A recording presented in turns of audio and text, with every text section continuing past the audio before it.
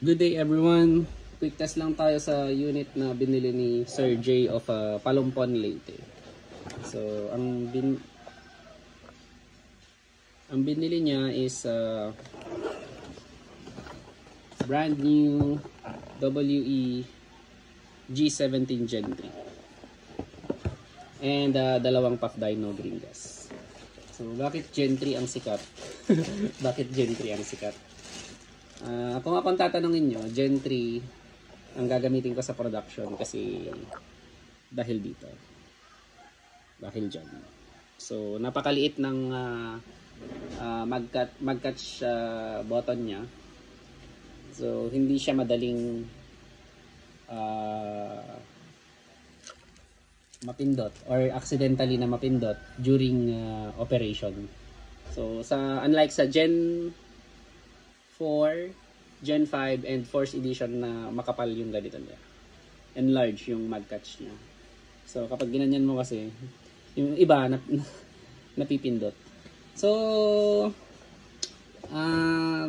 skip na natin yun. So, quick test natin to. Quick test to, hindi to review. Check natin yung magazine kung may leak. 1, 2, 3, 4, 5, 6, 7, 8, 9, 10. So, ang mga magazine is counts ang ginagamit ko, 20 to 25 counts. Wag niyo pong hahayaan na fully drain ang magazine. Para hindi siya mag-leak. Dapat lagi po siyang may gas. And then, kung niyo na po nilalagyan ng silicone oil dito. Kung gusto niyo lagyan ng silicone oil dito, tanggalin niyo na lang siya, tapos maglagay kayo ng silicone oil sa o-ring. Kesa dito, sayang lang yung silicone oil. And never kayong maglalagay ng silicone oil dito sa nozzle.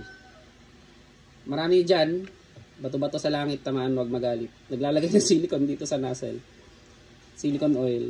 Pag yung nilalagay yung silicone oil dito, pag pumasok dun sa chamber, sorry na lang sa accuracy ng unit nyo.